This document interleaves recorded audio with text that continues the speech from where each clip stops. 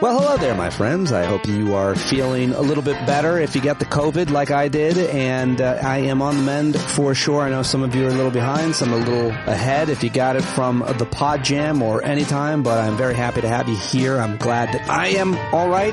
Voice, you can hear still a little bit under the weather, but I think I'll be able to do it.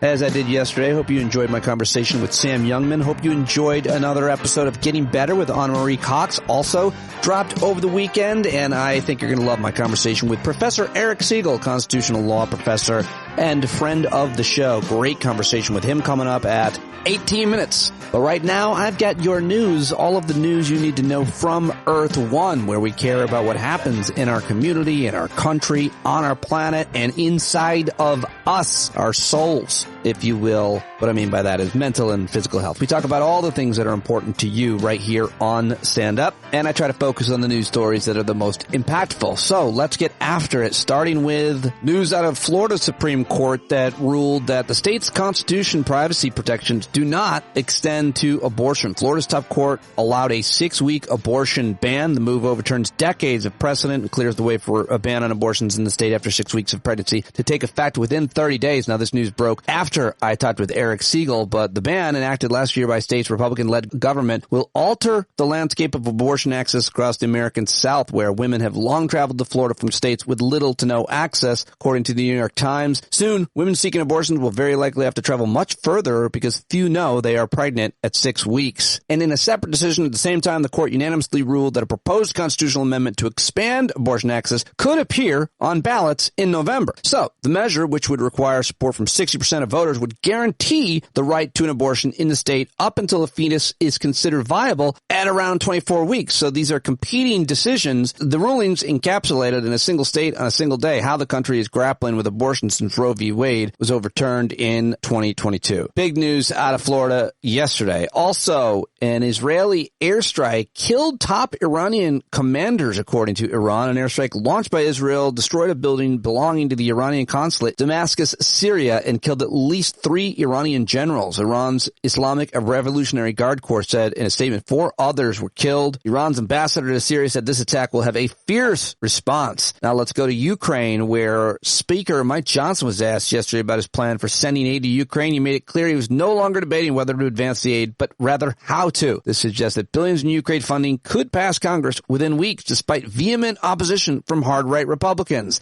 Again, Ukraine aid could clear Congress in weeks is the headline, so we'll see what happens with that. More news from Baltimore. Officials said they would open a temporary alternate shipping channel around the collapsed Francis Scott Key Bridge. What a disaster that is. In California, 500,000 fast food workers got their minimum wage bumped to $20 an hour. That is massively good news, I think. Apparently, covert Chinese accounts are masquerading online as American supporters of Donald Trump and attacking President Biden, according to researchers in cybersecurity. Opponents of the president of Turkey, Erdogan, has secured surprise victories in local elections that could serve as a check on power. The Supreme Court will soon decide whether to hear an appeal from Brenda Andrew, which claims that sex shaming by prosecutors sent her to death row. I have no idea what that's about. Another headline in the New York Times. The disgraced former President Donald Trump's social media company said Monday that it lost more than $58 million last year, sending its stock plunging. I mentioned yesterday that it was hollow, and look at that. Roughly 25% the stock lost only days after a high-flying public debut valued it at more than $8 billion. Apparently, the company generated just over $4 million in revenue last year, including less than $1 million in the last quarter of 2023. An auditor has now raised doubts about the ability of Donald Trump's publicly traded company to stay in business, according to a new regulatory filing. And my, how fortunes have changed just overnight on Truth Social and its shit value. Also, somehow, the disgraced former president secured a $175 million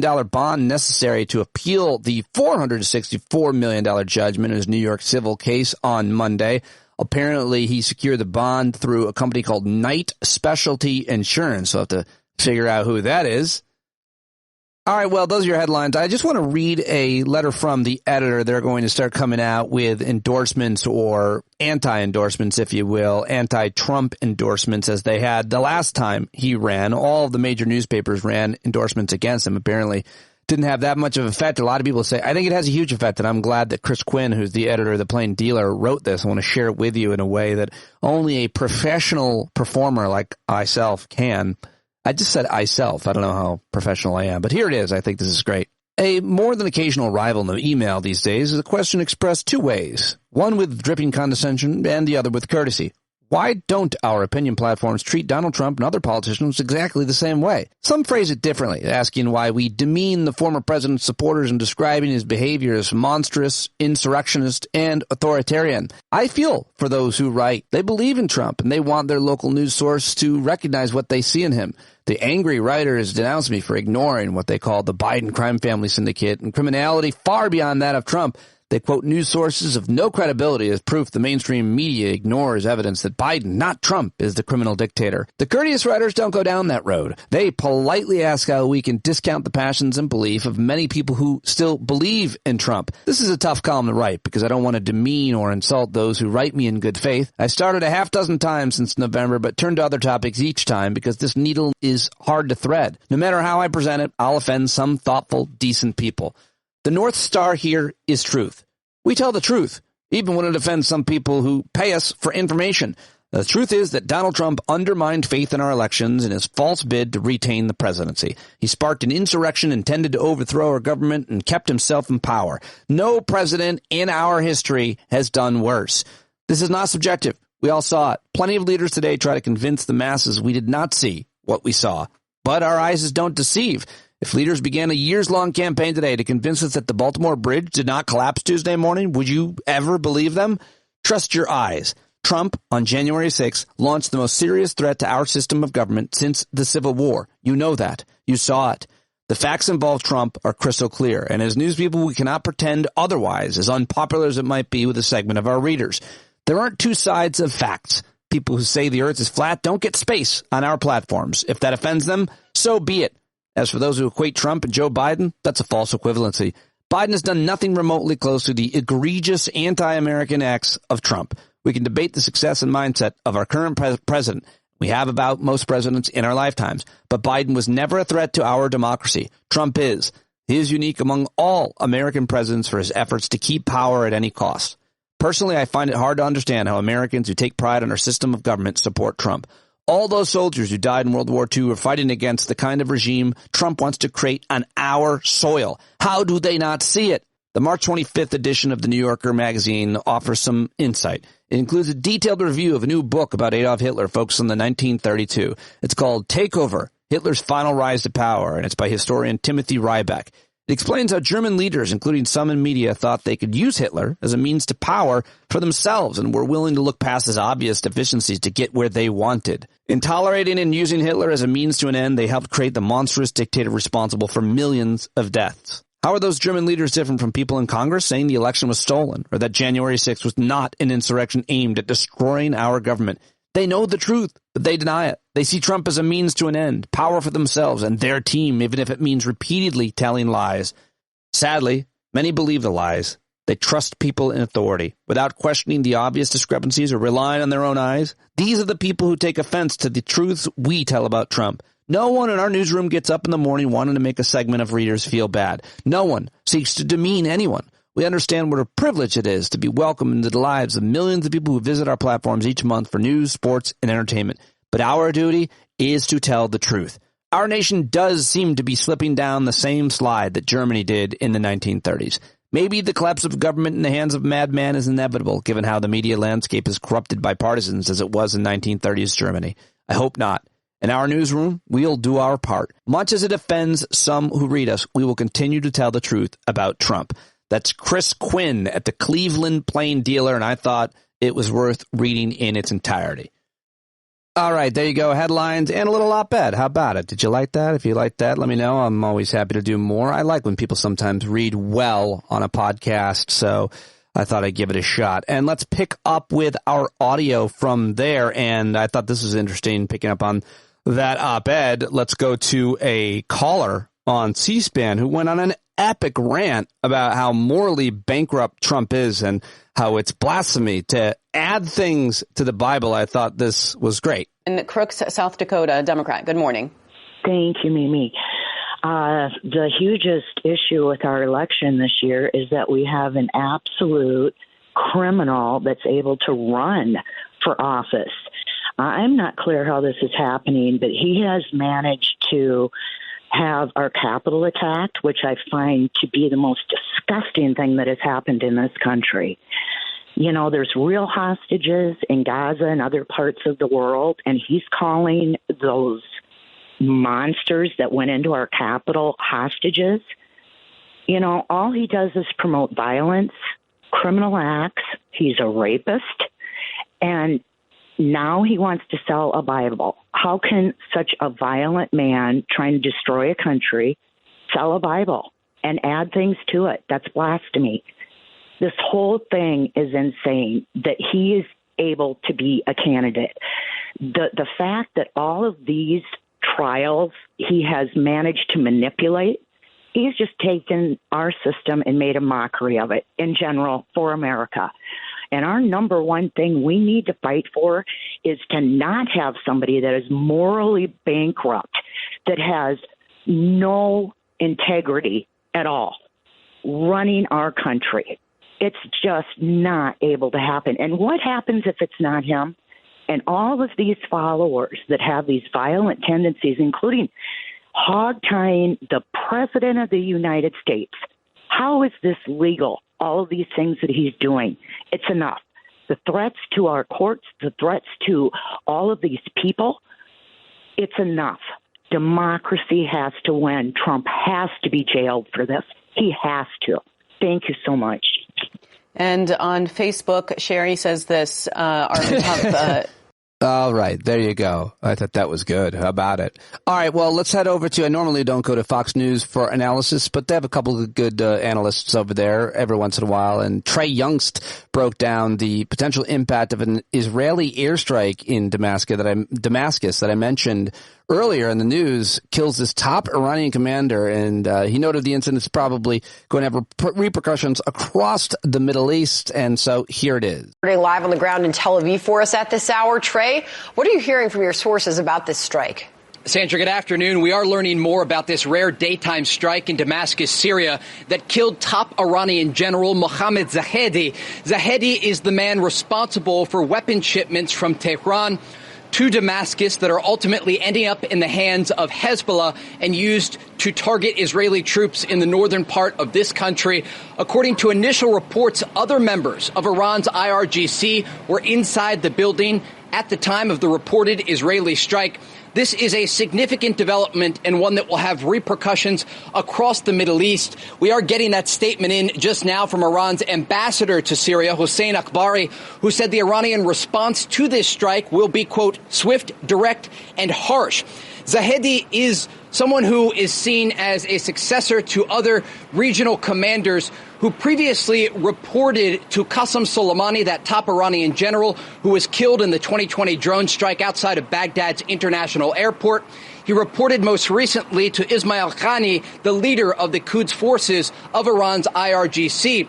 And the question now is how and if Iran will respond to this strike. They have a variety of options. And remember, Israel has been in direct and sustained conflict with Iranian proxies across the Middle East for the past 178 days. Overnight, a drone was launched, likely by an Iranian-backed Shia militia in Iraq, targeting the southern city of Eilat.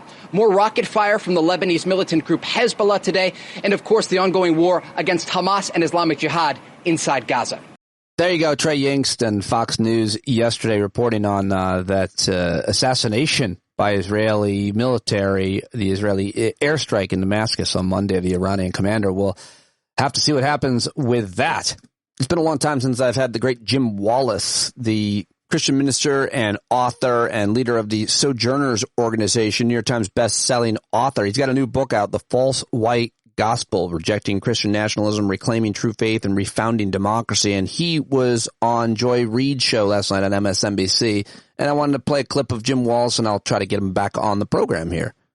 Well, let's use those words. Idolatry is false worship, not worshiping God. But these Christians have been co-opted by nationalism, by white nationalism. So it is a false worship. The other word that we often don't want to go near is heresy. Heresy is what takes us away from Christ. And Jesus suffered an identity theft on January 6th when people stormed the Capitol violently and shouted his name. So I wrote this book as an Easter book of resistance and hope at the same time. Every nation has its better angels and its worst demons.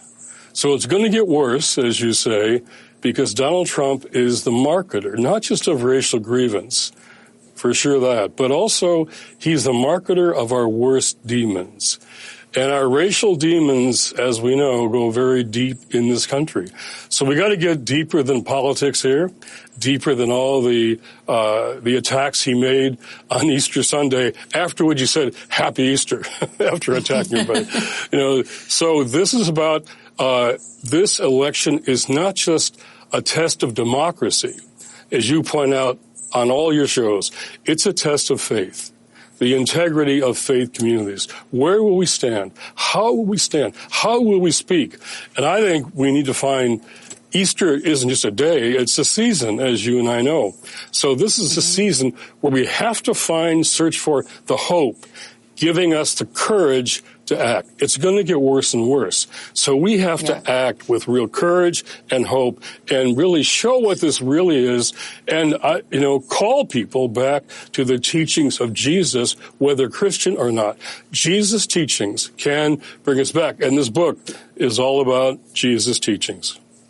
All right, well, one more clip. That was great from Jim Wallace on MSNBC. I'll have to get him on. But one more clip. I thought this was just funny. This is the president at the Easter egg roll that was apparently very controversial because they didn't allow certain religious ideology on the eggs or something. I don't know. I just couldn't care less, but I thought this was funny. Al Roker talking to the president at the White House yesterday, or rather on Easter Sunday. 1878, this started with Rutherford B. Hayes. I think I met him, but, what is it? A classmate of mine. One of your classmates. What is so special about this egg roll? Well, what's so special is this is the people's house. And we expect over 40,000 people to be here. It's the largest ever. And we just like to open it up the place and let people see this is their place. Mm-hmm. And it always makes me feel good to look out there and see average Americans just walking around looking at what's going on because they own it. They own it. All right. Well, there you go. That is the news and headlines that I've got for you on today's episode of Stand Up. And always want to hear from you. What should I be including? Audio headlines. Let me know. standupwithpete@gmail.com. Now it's time to get to my guest, which I do each and every day as well. My own original content, of course. And we love whenever Professor Eric Segall stops by. Of course, he is a constitutional law scholar at Georgia State University. He's the author of 2 books, Originalism as Faith and Supreme Myths.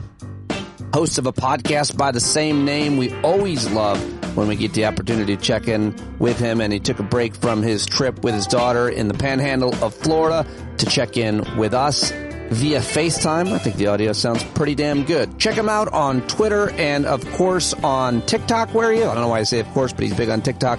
Always love it when he's here. Here's my latest with the great legal Eric Segall.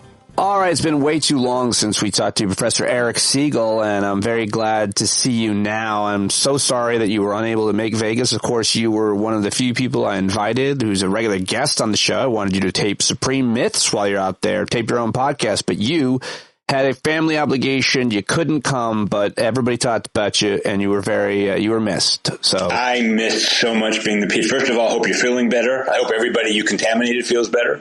I hear through the rumor mill that there's been some contamination involved. Oh yeah. It was a super spreader. I hosted a super spreader event. Who would have thought of it? Really devout listeners of you of the last 15 years, no doubt, have heard me mention occasionally that, I'm not going to talk about it, I promise, that my brother and I have gone to Vegas pretty much every year for the last 40 years. And I really wanted to go. I wanted to be with you. I wanted to be with the listeners. I wanted to be with your fans. I wanted to be with people I know listen to me. I had like 17 family obligations. It was like 2 teenagers and a 32-year-old, and they all had stuff that weekend. I just couldn't do it. But how was it? And I hope it was as great as it looked on. It looked great. Like, it looked amazing. It was wonderful. People connected with people that they had met before online or even not at all. And to have been able to make that happen is the greatest thing I think I've ever been involved with. Connecting people is a really wonderful feeling, and there's such great people, so many amazing new friends, of course, that I've made that now they've made with each other, and the reviews are in. It was great. Okay, so that means you have to have another one, and it has to be next summer. You know, when you talk about connecting people, it really is the best thing. Yesterday, so years ago, a law student followed me on Twitter. He was obviously of like-mindedness because he was a legal realist like me who believes the Supreme Court just imposes its values. And he's a political scientist. They all think that. Only law professors don't think that, Pete. So he was a typical, he's in law school, but he was a political science major. He's now teaching political science as a professor at a school. And he wrote me yesterday, or a few days ago, with a piece, which I really liked. And he said, would you mind showing it to Mike Dorff and seeing if he'll publish it? I did. Mike's going to publish it. It's going to come out on Thursday of this week. They're now friends, and that's just the best feeling in the world. Love it. Love it. I'm sure you've done that throughout your career, and people have done that for you. Yes. And it's, and also, kind of creating a community. Are you involved in a community locally or any other way? Well, we have a Planned Parenthood community, as you know. Sadly, the long-standing head of Planned Parenthood Southeast, who resigned a couple of years ago, passed away recently. And so that community is getting together now because she was you met her. Yeah. Kay Scott was a force of nature, and our country is much worse off because she's not around anymore. So we have that community. But Pete, it's amazing. I have a Twitter community that I've written about because it's so confusing to me. I have friends, leaving aside Lynn's and mine's personal friends and all that stuff, my lifelong friends, I have developed a Twitter community of people who I joke with on Twitter. One guy, a law professor at Berkeley I've never met, doesn't teach con law. He keeps calling me a lib. I keep calling him a con, and we laugh. And I have like 15 of those. Evan Burnett is a law professor in Illinois. I met him when he was very young on Twitter, and he's an originalist, but not really. And we've had a great friendship over the years. And I can name 15 other people like that. I don't know what to make of that. I have to be honest. Like I don't know what to make of it other than I feel close to these people, and I think they feel close to me. I could be wrong. Well, I'm glad you still have that. Yeah, despite that's really nice to hear that you feel that way about the Twitter people, despite the fact that Twitter has changed so much. Well, I also, it turns out, a lot of really beautiful women like me, Pete. Oh, yeah. Really? No, I'm kidding. Those are the porn bots that are now populating my entire. You didn't get that, audience. Pete's not feeling well today. Yeah, no, I definitely am off. There's no doubt about it. But I was like, it would surprise me that you would even say that, or that because look at you. But no, because wait a minute. I thought you were going to say because your wife is so beautiful with different. Why would you possibly look elsewhere? I would have said that to anybody, pal, who was setting me up that way. So anyway, well, I'm glad you have that, and I'm glad that you're here. We haven't talked in a while. I want to say sincerely, without joking, I am really sorry I missed Vegas, and I tried everything to get there, but you would not have wanted me to, given what I would have had to have done family-wise. More than a couple of people told me, Eric Segall tried to make it. I was like, I know, but I thought it was nice that they knew that you'd made that effort too. So clearly they reached out to you, and others have said at some point, are you going to come? And, but next time, you helped build this community. And so there was certainly obviously a lot of talk about you. You're an important part of it. And I'm sure plenty of people would have loved to sat down and chatted with you about any of the things that we've chatted about over the years. So let's have one of those chats now, because I'm trying to catch up with what happened while I was not paying attention to the news and while I've been down with the COVID, though I am plugged in pretty well now. But I did miss the arguments at the Supreme Court over mifepristone. My understanding is that Alito and Clarence Thomas seem receptive, and the rest of them probably not. So we'll see what happens in June. But what do you want to say? You wrote about that. Yeah, I hate boring your audience with this thing called standing, but unfortunately, if you want to be abreast of constitutional law in America in 2024, you simply have to know a lot about standing, which is so freaking stupid because it's all made up anyway.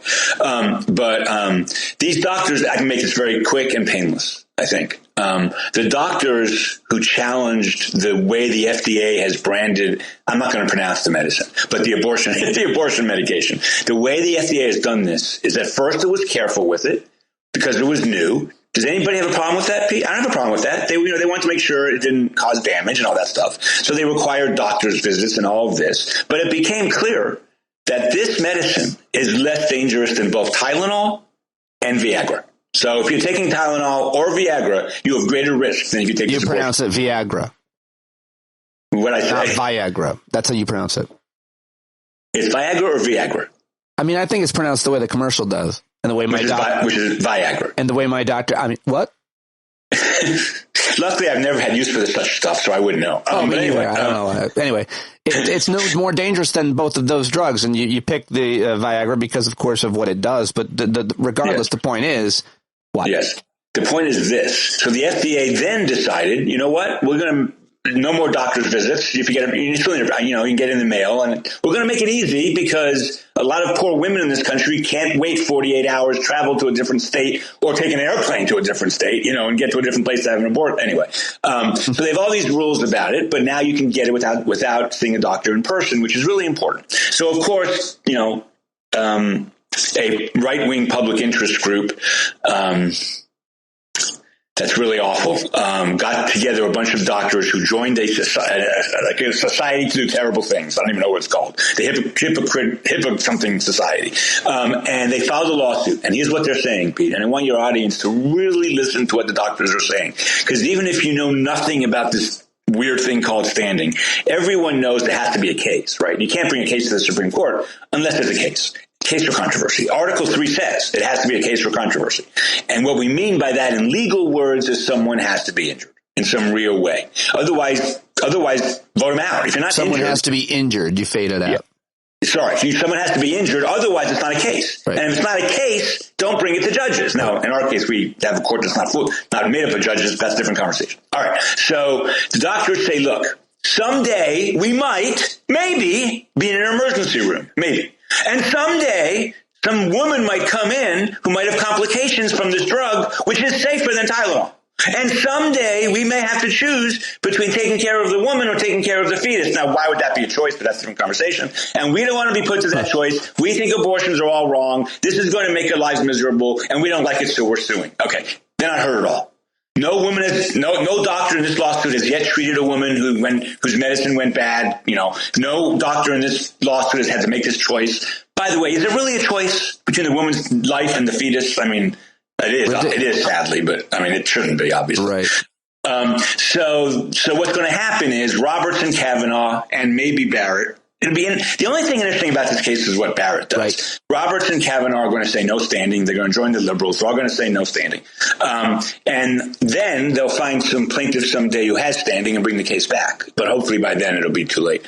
But that's what the case is about, Pete. It is, it's an abortion case. It's a really important abortion case because Roberts, it just seems so obvious they're not going to hear it. I'm not too worried about it. So nothing is going to change for women's access to mifepristone. And again, the organizations that you mentioned, I will name them because I think it's important. Yeah. They're slickly named. I get their emails.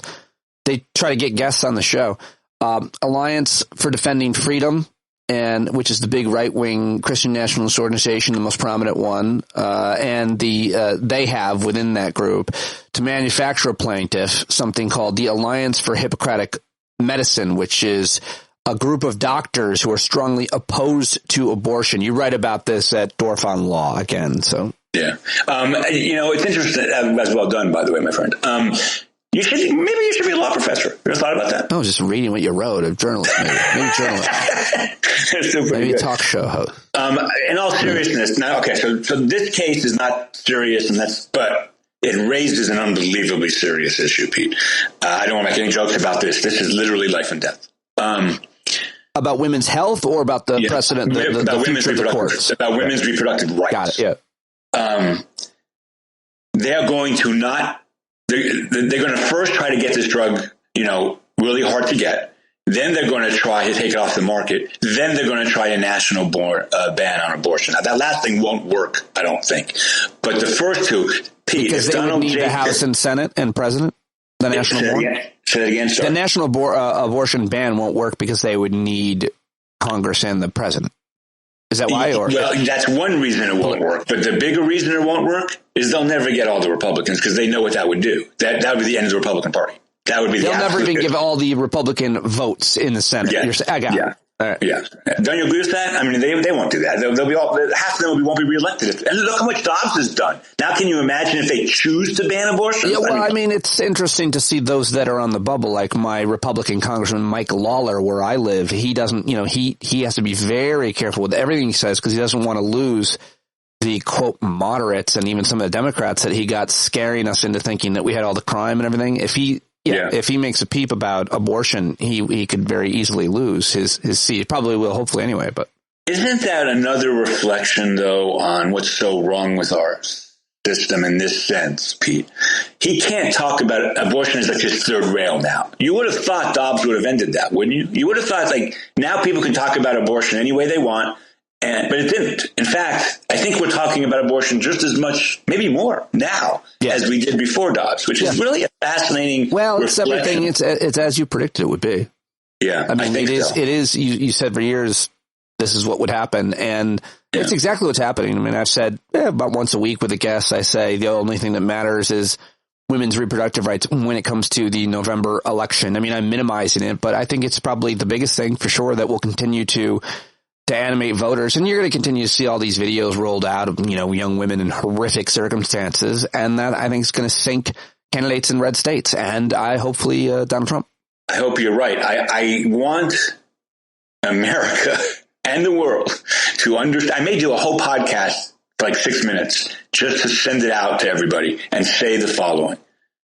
If Donald J. Trump or any Republican, probably virtually any Republican, were to win the presidency, definitely Nikki Haley, but anyone. If Trump dies from a heart attack tomorrow, whoever replaces him, they have the power to basically make abortion medications impossible to get unilaterally.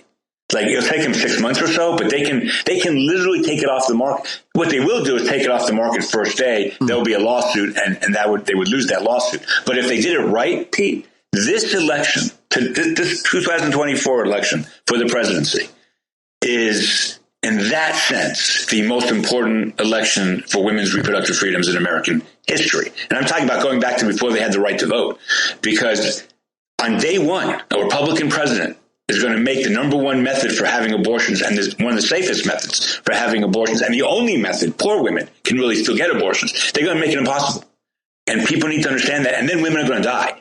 Because then doctors really are going to be put to this horrible this thing of where the fetus might live or might die. Pete, if you're a doctor and you have a fetus that's probably going to die, but not 100% going to die, but like 90%, but if you don't kill the fetus, the woman is definitely going to die.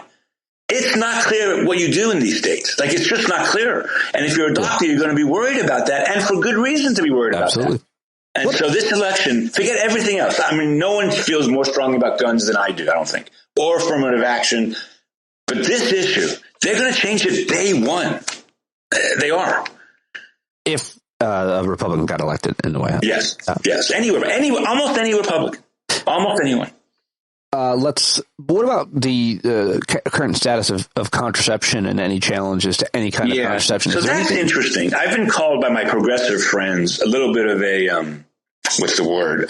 Boy who cries wolf on this issue. And I'll tell you why, because it's interesting. In 2002 and 3 and 4, do you know who really looked into banning contraception? George W. Bush. They had a bunch of evangelicals in the, in the government. And they really talked about it. Like, maybe contraception is bad. Maybe we should ban it. That was all about teenagers and, abstinence. Pete, those people did not carry the day, and then they left the government. Trump is bringing them back. So again, contraception is safe if a Democrat is elected. If Donald Trump is elected president, I don't know what deals he'll make with the evangelical crazies who think contraception is some terrible sin for everybody else, but not for themselves. I said that the way I said it for a reason. What we're learning about abortion, Pete, what we're really learning, and, I got yelled at, frankly, Mike Dorff didn't agree with this, and I love Mike, and I think he's one of the best con law professors. He's one of the best academics in the world, as far as I'm concerned. Dick Posner didn't agree with this. I was on an island almost by myself on this. What? But I think I'm right. I want to disclaim it first. There are people of good faith and good intentions who think abortion's murder. There just are. And for those people, they have every right to put that view in the world, and they have every right to hold that view, and I can't tell them they're wrong. It's a metaphysical question. But, Pete, you know what we're learning in the post-Dobbs world? It's not about the fetus. It's about women's choices. It's about keeping women barefoot and pregnant. It's about contraception. It's about the entire horrific sexism of the evangelical right. Are we learning that, or didn't we always know that? Well, when I used to say that, I got real bad pushback from people. Yeah. Not from you, but from other people. Real bad pushback. Like, Eric, come on. There are whole movements out there of people who sincerely believe it's murder. And I'm like, I don't think so. I don't see it. And by the way, Alliance Defending Freedom, what you mentioned earlier, the organization that is bringing this case that it's not a case. Actually, maybe the Supreme Court should hear cases that aren't cases because it's not a court. So maybe that makes sense. But in any event, Alliance Defending Freedom is really Alliance Defending values from about 1870. Yeah, yeah, really. If you think, and many of my friends won't debate people from that organization. Oh, is that right? Yeah. In fact, I got in trouble 2 years ago when I did. My view is we have to keep talking to each other, and if we don't keep talking, it all goes to naught. Well, maybe I'll invite one of them on with you. I think, no, don't do that because you'll be boycotted. People will get mad at you. Okay. Why did they argue in bad faith? Do they believe what they're saying? These legal arguments they make? They're lawyers? They are lawyers. Do they believe the arguments they make? Yes, I believe that faith has blinded this organization to a perspective on. So you and I have talked now. Just to be clear, you say faith has blinded this organization. The Alliance for Defending Freedom is a faith-based. They started with the faith. It didn't come in and corrupt their views. What I was going to say is their faith has blinded them to modern society, to the appropriate role of women in a diverse. They're like the American Taliban. I mean, a little bit. Yeah. It's funny you mentioned that. Was that on purpose? You said that? No. Did you reference? No, because here's the reason. I have been watching. Well, a year ago I watched it on TV, and now I keep watching clips on TikTok of Newsroom, which is the most underrated show in American history, is my perspective. Oh wow, take it easy, Jesus! And he got in trouble for calling the star of that show was a fictional news anchor who was a Republican, a liberal Republican fictional newscaster. And this is relevant to what you said, Pete. And in the plot arc, he becomes very upset with the Tea Party. This is 2012 and 13. Yeah. He's very upset with the Tea Party. And he calls the Tea Party the American Taliban. For sure. And then he gets in huge trouble on the show for calling them the American Taliban. They are exactly that, Pete. They don't see a role for women as equals. They think that if women are wives and mothers and men take care of them, that is the noblest calling for women. Now, there are women lawyers there, and when they make these kinds of arguments, it drives me even more crazy. And of course, as we know, women can be sexist and people of color can be racist. We know this. We know this. So we learn it all the time, unfortunately. Yeah. Well, I'm not allowed to say it publicly, apparently, but it's true. And I can say it on your show. And this Alliance Defending Freedom, what they are trying to do, and they've succeeded, is getting the Supreme Court to basically rule on every issue except same-sex marriage that prejudice based on faith trumps LGBTQ rights. And that's their agenda. That's what they're doing. That's most of their cases right now. Right. Our faith trumps your right to be equal. It's interesting you do hear that. I heard it in our middle school from Christian parents 2 years ago when this came up. We have something, the National Day of Silence, where it's a solidarity event for LGBT kids. And, it doesn't matter. There's a bunch of kids there who were celebrating straight marriage in our school. They had T-shirts made up and all of this. And then the parents engaged me on Facebook and said, what about our rights our Christian rights? I was like, what are you talking about? I hadn't really quite heard the argument made in the school setting. I mean, I've always heard it made in reference to marriage, obviously, but all of a sudden now your religious rights, or however you feel religiously, is going to dictate what happens in the school necessarily. Well, we call it a public school for a reason. Yeah. It's supposed to be an assortment of diverse people getting together to try to teach their children things and values in life. And Pete, I have a close friend who has been lobbying the Georgia legislature for 25 years on behalf of public education. She just retired, and she really does great work. You would love her on behalf of public education. And she tells me, for example, in Georgia, they finally got a really serious voucher thing passed, and it's going to destroy public education in Georgia. And so it's all the piece, Pete. Yeah. The Alliance Defending Freedom is of a piece with ALEC, which is of a piece with the Koch brother now, but we know it's the Koch brothers originally. That entire Leonard Leo funded, Koch funded side of our political equation is about returning us to the 1950s. It really is. Yeah. That's what I'm teasing. Yeah, when I say 1880, I'm teasing, but I'm not teasing about 1955. That's what they want.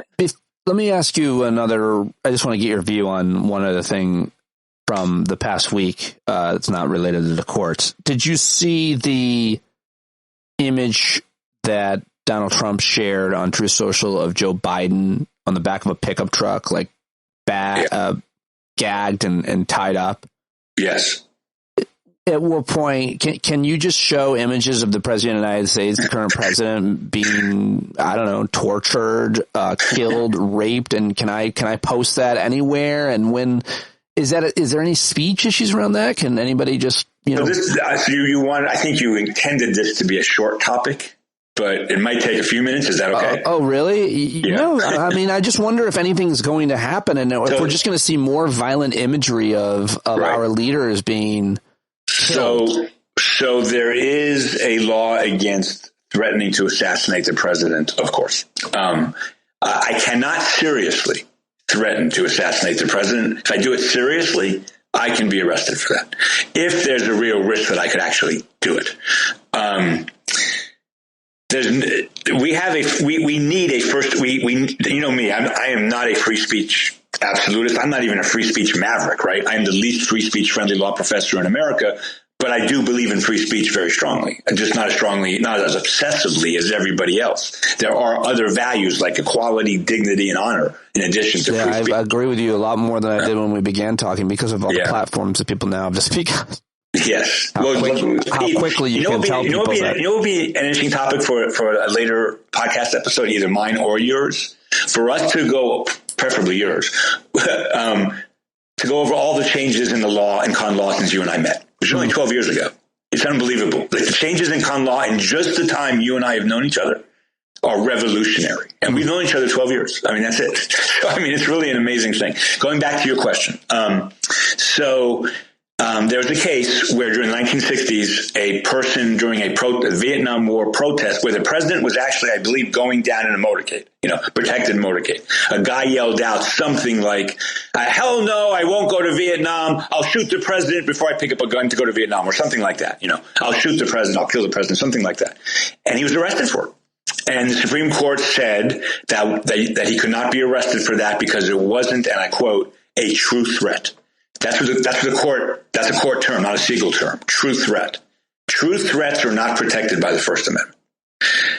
But vicious, biting satire, especially political satire, harmful, vicious, biting political satire is 100% protected, and probably should be. And you know me, I don't say that lightly, but I mean, it's, Pete, but by the way, I'm reading this great book now by a law professor. I'm going to try to get him on your show, named Jack Balkin at Yale. Yeah, he's sharing about it on social. Yeah, I'm going to write a review of it next week. It's a great book. And one of the points he makes, Pete, and it goes right to the issue you just mentioned. In 1890 America, which I'm not great at math, but is a lot closer to the founding than we are. Is that a fair statement? That 1890 is much closer to the founding than we are? Okay. They would arrest people for blasphemy, Pete. The First Amendment did not stop states from arresting people from blasphemy. That's not 1790. That's 1880, 1890, 1875. Everything we know about the First Amendment is non-originalist. Everything except prior restraints. A prior restraint is when the government says you can't speak, and and we're going to put you in jail so you can't speak. That the government can do, can't do, and that was true at the founding. But after the fact, punishments for harmful speech, the founding fathers said could be punished. And that goes as late as 1880, 1890. So my point here, just for those listening, is, and this book, Jack Balkin makes the point strongly and over again, that everything Americans know about the First Amendment is non-originalist. But if you take a conservative and you go, do you believe in originalism? Oh, yeah, of course. Do you believe in strong free speech? Oh, yeah, of course. No, you can't believe in both of those things. You can only believe in one. Choose one. I ask because I don't really have a strong opinion on whether or not you should be able to share. Oh, you can't arrest Trump for that, Pete. You know that. You can't. Not Trump. No, I wasn't thinking. I really honestly was wondering if the people who are now driving, I mean, you know that we're now in a place in America where this is going to be acceptable. More and more shit you can put on your cars. And so we're just going to see this violent imagery of, in this case, it'll most likely be, Joe Biden and other liberals and Democrats, Nancy Pelosi, others just bound and gagged on your car. And there's no shame and there's no laws against it. And I suppose you could have the chief of police of your local police station. If you're a real idiot, you could put a picture of him or her up. I mean, you could just burn anybody you want in effigy. And I guess it's been more a matter of people's taste or decency that we haven't seen that. But now I suppose we're going to see more. And social media makes it, of course, 1,000 times worse. Can I ask you a question about this topic? I feel like if you look at the McCain-Obama election and the I'm having a senior moment. The Romney-Obama election in 2008. If you look at those two elections, and even Bush-Gore, and then Bush, whatever that tall, skinny guy's name, which never ran for president. Pete, do you think? I'm sorry? John Kerry. Yeah, that guy. At 56, the memory's going. Pete, our discourse, our political discourse, is, as you just pointed out, is just horrifically terrible. Is that mostly Trump, partly Trump? Nothing to do with Trump at all. Would have happened with social media anyway. Oh, no, it's mostly Trump because it was always there. It was always there on right-wing talk radio. They would say all kinds of Rush Limbaugh and Sean Hannity and Mark Levin and what's his name, Savage Guy, and all the leading right-wingers would say horrible things. They, speaking of which, would walk right up to the line of Obama and Clinton being assassinated and kind of rooting for it. I mean, they would say everything. And that's how they got ratings and that's how they entertained every day. And Trump came along and said, well, why don't I just do that run for office with it? And he made it okay. And that's why it's okay now to put those things on your truck, those images, because once he does it, it's the final approval. Now everybody can say. Pete, there's reporting. I think it's pretty simply that. I think Trump made it okay. Yeah. There's reporting that certainly supports your view on that. I agree with you. According to reporting that I've read, in the year before, in 2015, 14, the year before he ran for presidency, he spent 90% of his time listening to right-wing talk radio. That's what he did. Well, he's always the only thing he's good at is being a showman and getting people to buy whatever he's selling. How do we go back? I honestly, this is ridiculous, probably even conversation to speculate if it's possible. But I do think that when he's dead, it'll be less likely that anybody else will be able to pull off his style. It just will. I just think I've always thought he's one of a kind. I could be wrong, but I just don't see, you see other people trying to copy him. But you mentioned Romney and McCain and Bush. There was never a Republican leader that was really winning at a national level like this. You might find a governor every once in a while that uses this kind of rhetoric, but I just think it wears off. I don't know. I don't know why he gets away with it and others don't, but when others try to pull his gimmick and be that person when running for office, look at Carrie Lake. She's struggling now. So a female version, another male version, a younger, an older, a foreign version. I think he's one of a kind. I probably am wrong, but that's how I feel. No, I think you're right. I hope you're right. I'm starting to see, I do pay attention to right-wing stuff so I can do my job. Me too, And I've been seeing, not a lot, but here and there, not totally insane people. Obviously they're insane, but not totally insane people saying he's Jesus, saying he's like the new Messiah, saying like he was picked by God to do this. Like this is getting bigger, not smaller. Oh yeah, we saw this coming. We've seen this coming for a long time. And if you pay attention to Jeff Charlotte or Kristen Dumez, or Robbie P. Jones, or so many others, they've been pretty well documented. It wasn't quite Trump is Jesus, but once he started selling the Bibles last week, I think in a way, like I don't know if you saw the video, but a lot of people are commenting when he himself is selling them, he's smirking. He can't even keep a straight face selling his Bibles, but I think it's much more close. Once he saw that he got away with that from Christians, then it's like, almost Jesus. And I keep meaning to look up if he's ever shared a thought that he had it worse than Jesus. And finally someone did for Easter, I think it was Barry Ritholtz sent me an image. This image is going around of Trump being crucified, and it's just this giant man, blob of a man on a crucifix. And that was funny. Before we go, can I add one fact to the record? Please. It's non sequitur. I apologize for the non sequitur. I did a April 1st. Oh, by the way, I do want to plug Mike Dorf's blog post today. Mike Dorf does an April. Yeah, I was looking at that.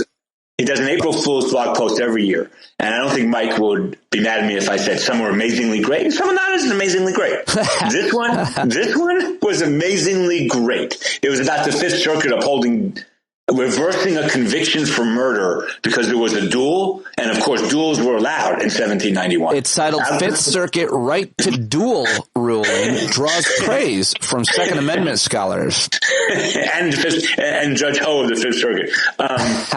Everybody should go read Dorf on Law today. It's really funny. Mike did a great job. It's laugh out loud funny. Not just the gun stuff. Judge Ho, who's the worst judge in America, except Thomas. They're all. He's Thomas's law. Steve Calabrese argued the dueling is essential to the preservation of democracy. A guest post by Senator Josh Hawley, filled with praise for the framers, Judge Ho, and even Aaron Burr, concluding the Fifth Circuit celebration of manliness is a long overdue corrective to the emasculation of our constitutional birthright. Good. Exactly. Isn't that good stuff? It's good. It's good. Yeah, well done. He pays close attention. Yeah. And then the fact I wanted to give, which I did not know until today, 4 years before COVID, I wrote a law review article with someone who does data, because you know me, I don't do data. I mean, numbers, it's just regression analysis, statistical data. And what we did is we looked at all the law schools and we looked where teachers were coming from. And we learned that 98% of law professors in the top 20 law schools come from a top 10 law school, which is pathetic. It's the elite teaching the elite. But leaving that aside, this guy who's really good with numbers and data and statistics put out a thing today. He does Supreme Court data. Justice Alito is I call him Sam Dick Alito because he's a dick. Pete, he's a real dick. Like, he's the kind of person who, leaving aside the law, if you saw him at a bar, you'd want to beat him up. Just the first second he opened his mouth, you'd want to just beat him up. He's like the obnoxious nerd. It's like the worst combination of things. But what I learned today is that he has never, and he's the only conservative justice who has never, ever been on a 5-4 case with the liberals. He's the only one. Thomas has done it 4 times in pretty big cases. Roberts has done it now quite a bit. Alito has never done it. Ever. What does that mean? What does it mean? So that he doesn't compromise. Since Amy Barrett was confirmed, we have a 6-3 court, right? But that was 2020, Pete. From 2000, let's go back to 2006 when O'Connor and Rehnquist resigned, and Alito and Roberts came on the court in 2006. It was 5-4, right? It was 5 conservatives and 4 liberals. Justice Kennedy was very liberal on gay rights and very liberal on a few other issues, but he voted conservative 75% of the time. There were 5 conservatives and 4 liberals, and both Roberts and Kennedy frequently, since then, I mean, not at that moment, but now looking back at it, of course, Kennedy sided with the 4 liberals all the time in country-changing cases. Turns out Roberts did it a few times. Thomas has done it a few times. Alito has never fucking done it. You know why? Because Justice Thomas, I believe, is a sick, depraved individual. Alito is just a dick. He's just a dick. He's just a dick in and out. Mike Dorf's wife passed a year ago. She was a great, great law professor. And towards the end, she had breast cancer and she knew she was going to die. So she wrote a series of blog posts about Sam Alito that no law professor would ever write unless, frankly, they knew that they were sick. That's right. What did she say again in short? That he's the biggest dick ever. Which he is. He's so bad, and he's so mean and abrasive, and I'm sorry, he just is. I mean, look, it's very attractive to a lot of people these days. Let me be clear that Justice Sonia Sotomayor, and you won't hear liberals ever saying this, when she was a circuit court judge, she was a bully and she had a bad reputation among lawyers, even liberal lawyers, and that's true, Pete. And she is. She's kind of a bully. I mean, she's a great woman. She's done a lot of great things in her life. I would not. I don't know if she's the world's nicest person. Maybe she is. I don't care. But she's not the world's biggest dick. That's what she's not. He is like, he would stand out in any crowd. That's what, frankly, Sherry, Mike's wife, wrote about a lot. Can I title today's episode, my conversation, Professor Eric Segall defines why Samuel Alito is the world's biggest dick? Absolutely. Okay, maybe not the world's. He's never murdered anybody. All right, he's the legal system's biggest dick. Got it. It's titled. Yes, you got it, my friend. All hey, right. Feel better. Thank you very much for talking to me today. Appreciate you. Yeah, I'm here in Florida. Oh, by the way, can I talk about Florida for 2? I'm sorry, I forgot. Can I talk about Florida for 2 minutes? Well, I'll decide if I keep it in, if it's interesting. Usually you're very interesting, so. But, that's what editing is for. Pete, I have been riding my bike up and down a road called 30A on the west coast of Florida. Oh, it's beautiful. Yeah, I know that road. I've done that. It's like the Gulf Coast. It's gorgeous. The water's beautiful. And there are 97 billion kids here. I mean, it's just, it's spring break for a lot of kids. It's not my spring break, which is why I'm doing this with you, but it is my spring break for my kids. Right. Anyway. It's my spring break for Julia too, and I spent it with COVID, but we did redesign her bedroom. That's nice. I redid her closet today. It was pretty good for you. Wow. I wouldn't know how to do that. Yeah. See, I know my way around a chop saw. So what I'm going to say is it's not really a Florida comment, it's a world comment. I saw somebody wrote in the New York Times a big article about how phones are killing our youth. And how it was in Times 2 days ago, I think, and how you can really trace it. You can see the mental illness breakdown and starting around 2015. You're about to tell me you like Ron DeSantis' new law. I am not. I'm about to say that yesterday was 76 degrees and sunny. The water is beautiful. The sand is warm. The pools are inviting, and everybody's on their phones. Yeah. I mean, it's just a saddest thing. They shouldn't have smartphones before a certain age, like 15 or 16. That's what he says. He says 21. He also says no phones in school, which I agree with. I agree with it. It's never going to happen. I would get behind it. I think, by the way, I think the argument against all of that is it's inevitable, and soon we're all going to be wired up, and you can try to resist this technological change, but there's really very little that you can do. I have an answer for that. But I have an answer for that. Go ahead. I do. And here it is. You know what's interesting? Sorry, Pete, I got to do this. I just relate to this topic. Americans don't know this, and I want to be clear. This is coming to me from very, very reliable sources. You're going to want to keep this in. Did you know that pot is now legal in basically every state? Not pot, weed. The young ones call it weed. It's legal in every state in America now.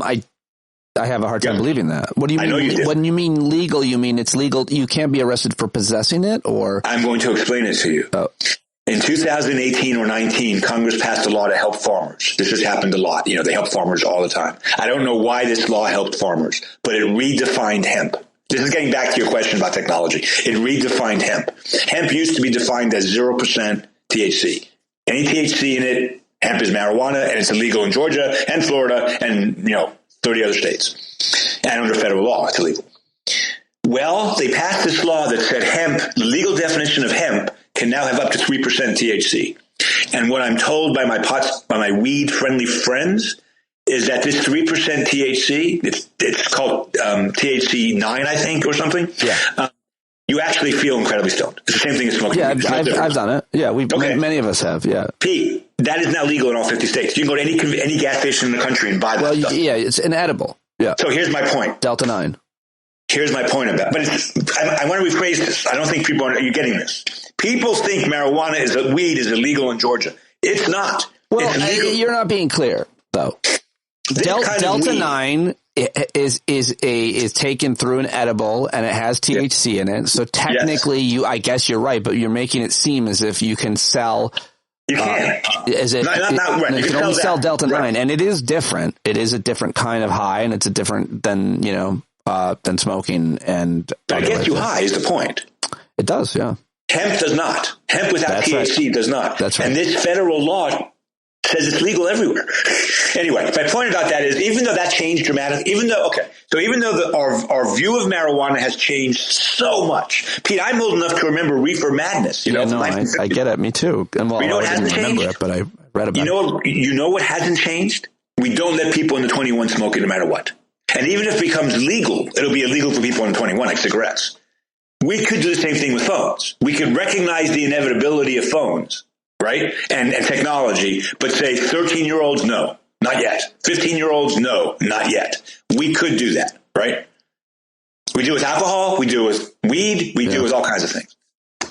I just don't see it happening for a lot of, it'll be, I would be fully supported. You know, right now there is a kind of an idea, a voluntary idea that more and more communities, people have tried this, but you get together with all of the other parents, and say, let's keep these phones out of our kids' hands. And I just think in the end, a lot of the parents are both kind of lazy or scared, and they want to be able to reach their kids. And again, there's ways around this. So just get them a flip phone. And that's a lot of the solution. I think that's what this guy's answer was in the Times. Get them a flip phone. Or there's all kinds, they should just make a device. It's just easier to communicate that way. Just a damn beeper, a high tech, newer beeper. But still, I just don't, I for whatever reasons, we'll see though. I support it. I mean, I literally saw what these phones did to my own children overnight. Ooh, that sounds like a story. I mean, they changed immediately. Once they beg for a phone, they beg for it, and then they're gone. You lose them to a certain extent. No, that's exactly right. They go to their rooms, they close their doors. But you can't do a lot about it at a certain point because all the other kids' friends have them, and then they don't have friends to communicate. You know, Pete, so. I'll leave you with this. My good friend Rick Gannon told me a joke in 2010 or something, like when smartphones first came out. I don't know when that was, but it feels like a long time ago. And it was a beautiful sunny day, and we were at his house. His teenage son was upstairs. And it was a beautiful day. It was like 1 o'clock in the afternoon. And Rick yelled up, "Sean, what are you doing up there? It's a beautiful day. What are you doing?" And Sean yelled down, "Socializing." Yeah. Well, you have to understand, in 2010, that was a funny joke. Like, people laughed. Like, that was like, what? Oh, that's funny. Now it's like, no, that's what socializing is. Yeah. I know. Okay. Thank you, my friend. Thank you, my friend, and I adore you, and I will talk to you soon. I can't end with a song. You get to end with a song, but I don't. Oh, yeah, go ahead and with the song. Sorry. I don't want to. Oh. Get really scared all of a sudden. We should tell your audience that we were singing before we came on the air. I will never tell them that. We were. Audience, we were. We were both singing. We were singing Old Man River, to be precise. Old Man. Okay, bye. All right, there he goes, Eric Segall, everybody. What do you think? Let him know you heard him here on the show. Go listen to his podcast. Go follow him on the Twitter. Be part of that community that he was talking about. And thank you very much for listening, for subscribing, for writing a review. You guys are the very best, you bumblebees, here at the end. I will be back tomorrow because you're never alone if you are a member of the stand-up community. So talk to you then. John Carroll taking us out. Let the brave meet the challenge, let the weak flee. Boy, you better stand up.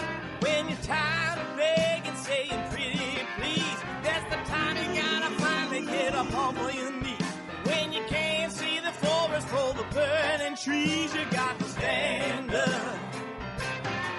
Hey, you've been sitting so long, you got the creaky knees, you got to stand up.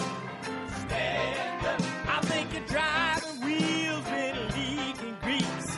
Boy, you better stand up. Stand up. Well, there's a whole lot more of us who know what's right. They'll keep right on ignoring us if we keep sitting tight. You got to open up the window to let in some light. You got to stand up.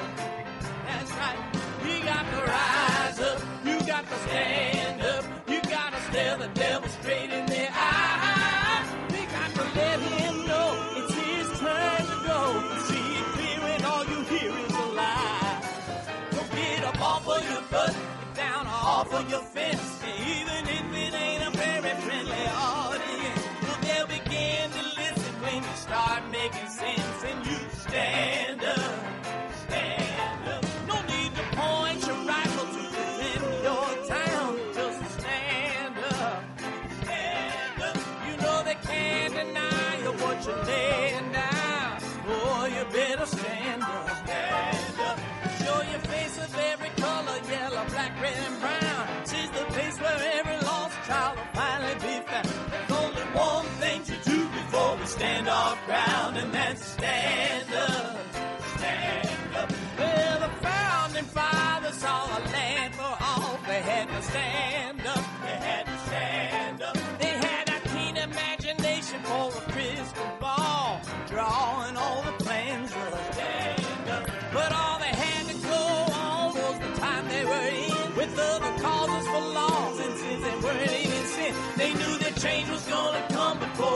was to begin. They had to stand up.